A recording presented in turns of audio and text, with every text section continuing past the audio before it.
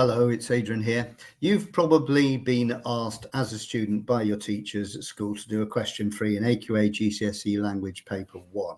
And what I'm going to do today is to show you how you can structure a high level answer that will give you a much better understanding of how to do the structure question. The structure question has always been a bit of a grey area for people in AQA, and it isn't as hard as it seems to be. I mean, when you think about the word structure comes from construction.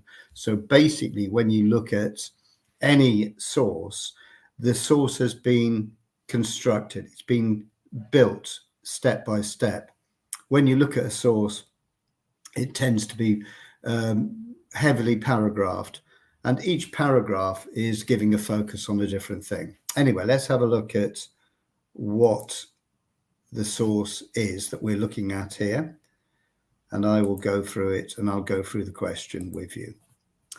Right, so it says here, you need to think about the whole of the source, and that is critically important. That's why I've put that in bold, whole, because you are looking at the way the writer has put together this opening of a story in the source. And the particular source that we are looking at, although you wouldn't know from this question because it's such a generic question, this is a source called The Mill, which was written by H.E. Bates, and it's about a family called the Hartop family. So let's look at what it says. You need to think about the whole source. The text is from the beginning of a short story. So sometimes it will say story or short story, or an opening of a short story. But the point is, it is the beginning. So we know straight away that this is setting the scene. So the source is not the whole story from the beginning to the end. It's just part of a bigger picture. So it's only the beginning. So it's getting to sort of get the information across bit by bit. And then the next thing, it says, how has the writer structured the text to interest you as a reader? Look, there's 8 points that we need to look at. And the first one is, how has the writer structured the text? That means what are they doing? And there is a kind of structural terminology that you need to learn. And it's a way of the way we look at things and what the writer has done on purpose. So the how is you picking out the structural methods that are being used. And there's a lot of them in the particular extract that is about the Hartop family. So it says, how has the writer structured the text? The next bit, the second point, it says to interest you as a reader. Look, it's important you understand that interest here doesn't mean, is it one of your interests? Because most people would probably say, no, it's not really, I'm not really interested. It doesn't mean that. It just means, how does it engage you? How does it draw you in? How does it get your attention as a reader? But the point as a reader is important. You need, with each of your writing about structural elements in the whole source, you need to get that inclusion of the reader. What does it do for the reader? How does it engage the reader? What impact does it have on the reader? AQA have been constantly putting this kind of choice of advice. It says you could write about here. And quite honestly, it's a bit annoying, because really, if you're giving advice, it must be a should.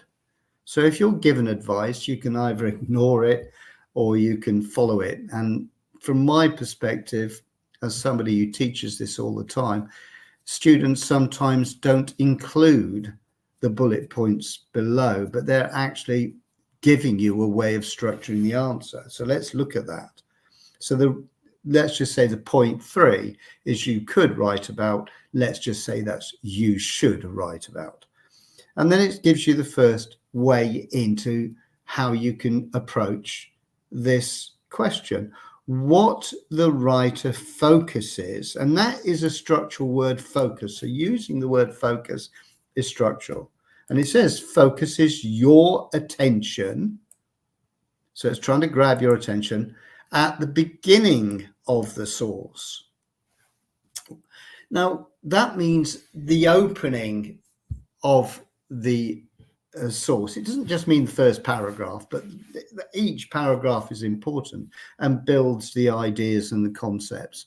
So the beginning of the source, what it doesn't say there, but it becomes pretty obvious if you know that we need to think about the whole of the source. So if we're looking at the importance of the beginning of the source, obviously it means later on we're going to be looking at the end of the source. And when you answer this question, the whole of the source, if you miss out a chunk at the end of the source, you're not going to get the mark you want, because you have to include the end part of the source. Of course you do. So there's even here on point 4, what your attention at the beginning of the source and at the end of the source. So that's point 4. And then there's another structural element here. It says how and why. How and why? Again, how does the writer change the focus as the source develops or progresses? So there's a loaded structural element there. How and why the writer changes this focus. It probably means that we're seeing a second part of a source beginning to build. And this is, again, something you have to put in your answers. Sometimes students pick out elements, they do a 1-level answer, and then that's all they do. But you need to go further. And then it says at the end here, any other structural features that interest you. So the terminology that we need to learn is things like at the beginning of the situation, but how do we actually structure the answer? So I would always write a little bit to kind of lead me in to answering this question. So how has the writer structured the text to interest the reader? So I would probably write something, the writer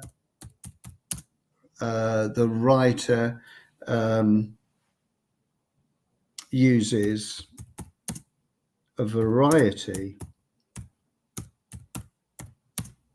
of structural features. Let's see if I can do that properly, right? Features to engage us in the beginning of this short story. So basically what I'm trying to do there, let me just make that a little bit bigger. So I've put the writer uses a variety of structural features. Yeah, and I'll just make that a little bit larger there. So look, so I'll say the writer uses a variety of structural features to gauge us in the beginning of this short story. So that kind of leads us into the question. So then I would probably put at the beginning, and this is where we start to build a structural idea. So at the beginning of the extract, we are introduced to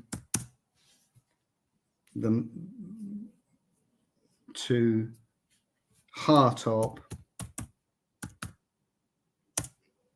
etc., who at the beginning of the extract we are introduced to Hartop, who drives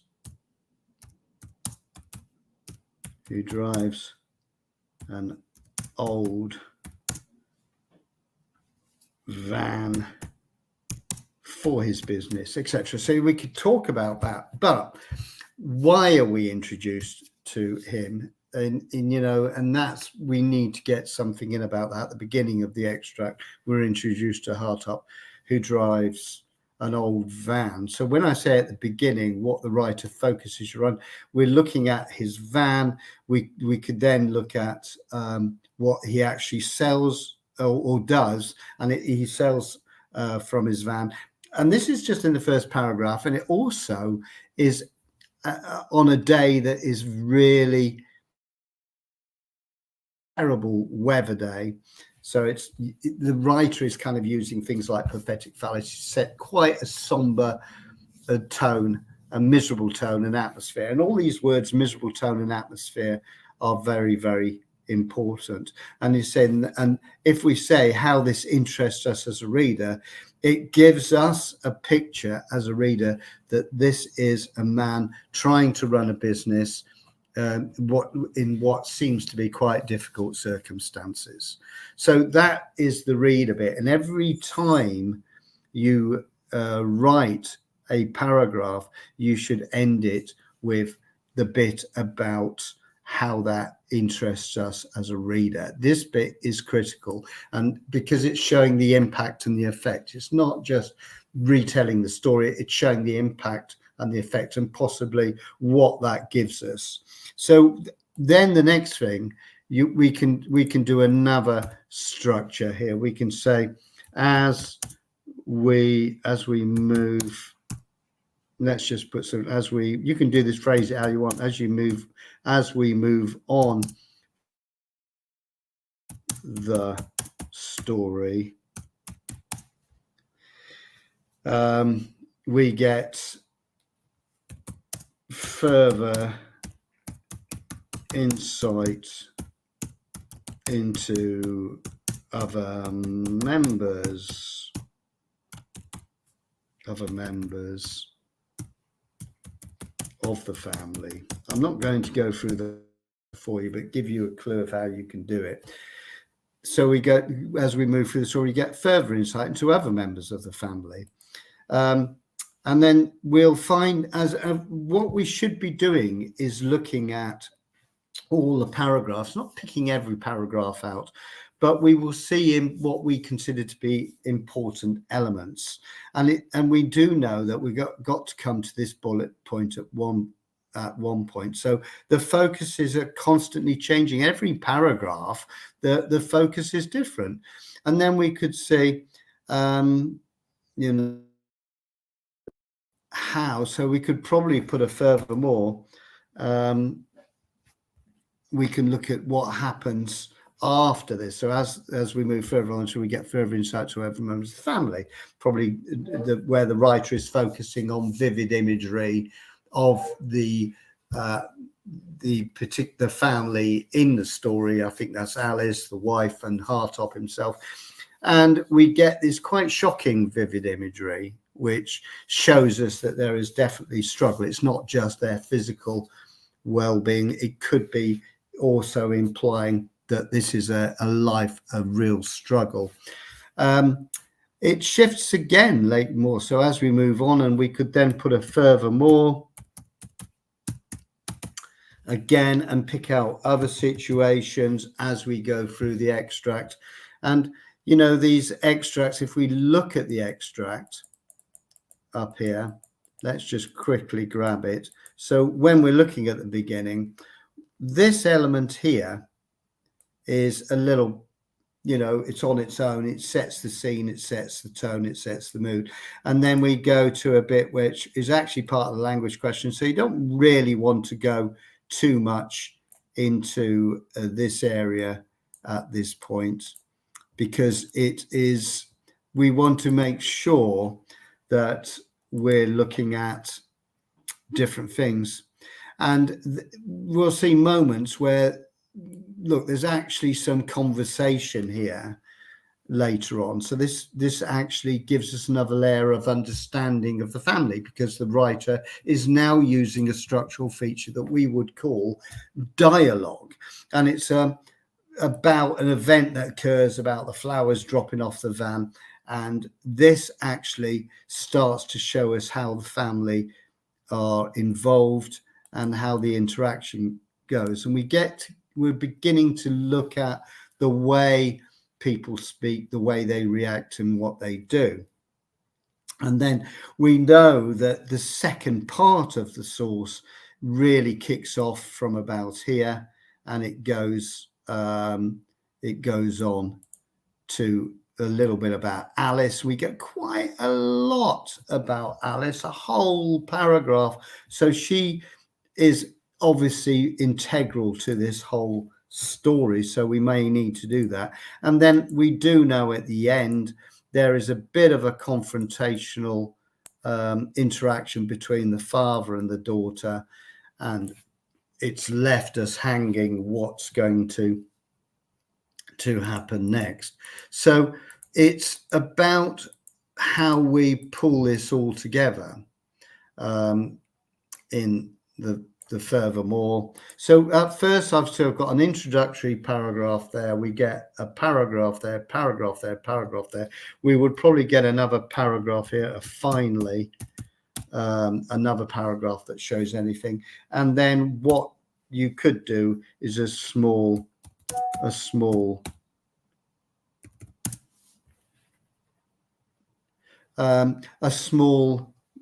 introduction, a small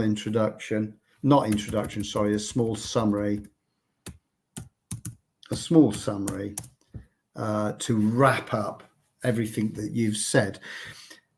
Look, with structure, I often get students saying, you know, how many paragraphs do I do? How many words I do? It comes down to really how fast you write. You know, if you write 30, 40 words in a minute, then I would give 10 minutes to this question. So really, in reality, if you're writing fast, you can write a heck of a lot of words, but you have to think about each sentence as well. So that slows you down. But you would probably end up, you could write, you know, as little as 120 words, but you're not really going to talk about the points in too much detail. But things that are included in every source, or most of the sources, are quite big features. Like you've got the use of flashback, right? You have circular narrative a great deal of the time. It could be called cyclical narrative as well. It doesn't really matter, but it's where the ending is linked to the beginning. So you get these kind of things. You use words like tone. You use words like contrast. You know, you look at things like negative and positive. You know, you use words like shifts. You can use words like tension. Does it create tension? You have things called pace and so on. So we need to have a terminological element to what we do in this particular the question. And at the end, if you summarize it, you see, my feeling is everything we do can help us get our thoughts together. Don't think about too much. I basically, when you add this up, it tends to be about 6 paragraphs, but the intro is just not in great detail. It's very much just leading us into the question, and the ending is just summing up what we've said. So we could say in the summary something like, by using vivid imagery, sensory imagery, lots of negative language and atmosphere and tension, the writer creates a very sort of disturbing story about the struggle of a family in these type of things. So it's all, again, very important to make sure that we do all these things.